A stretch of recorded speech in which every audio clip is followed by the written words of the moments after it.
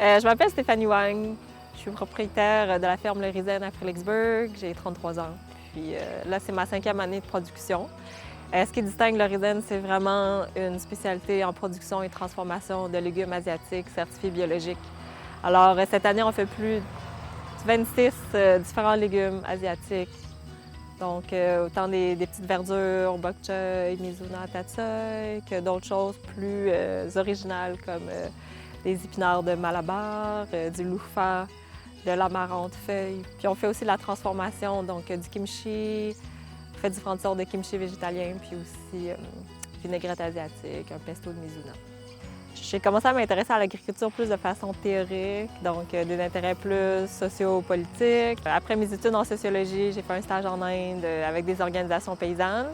Puis finalement, tout ça m'a mené à la réflexion de se dire que, au final, pour vraiment faire avancer le mouvement de souveraineté alimentaire, la façon la plus efficace, c'était de faire l'agriculture, de produire l'alimentation.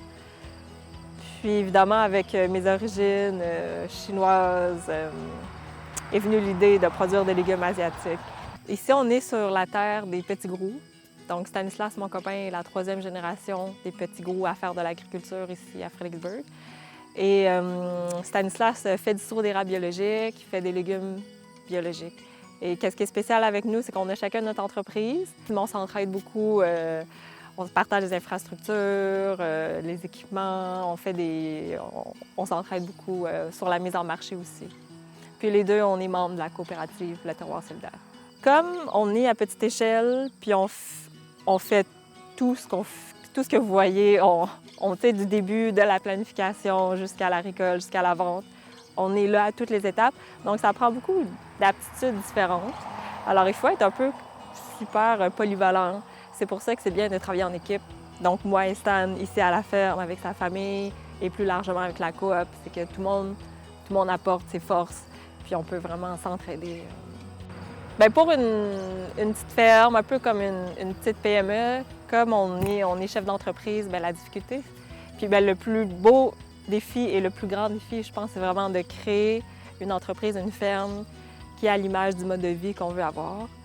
Que ce soit un mode de vie agréable et durable. Ce qui nous distingue en tant que petits producteurs bio versus des productions plus industrielles, conventionnelles, c'est sûr que c'est l'échelle. On est vraiment à une échelle humaine. Ici, on cultive sur 5 acres. On emploie 4-5 personnes à temps partiel, des personnes qui viennent de la région. C'est ça, c'est de la main-d'œuvre locale. On fait rouler une économie locale, puis on distribue localement aussi. Donc, c'est pas pour l'exportation. Et puis, il y a vraiment je pense que pour les consommateurs, il y a vraiment une traçabilité. Ce qui nous a amené à joindre la coopérative Le Terroir solidaire, c'est vraiment l'idée de mettre en commun des ressources puis des services dont on a besoin. Donc, nous, principalement, c'est au niveau de la mise en marché.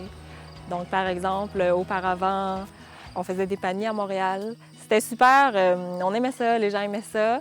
Sauf que c'était pour nous de la logistique de plus, prendre les commandes, tous les paiements, aller à Montréal toutes les semaines, monter un point de chute là-bas, faire un marché pour distribuer les produits. Donc, avec la coopérative, ce qui est vraiment super, c'est en ce moment, il y a une boutique en ligne, les gens commandent, les paiements sont faits. Nous, on amène toutes les commandes à un point central, à l'archipel, et de là, c'est distribué à Montréal.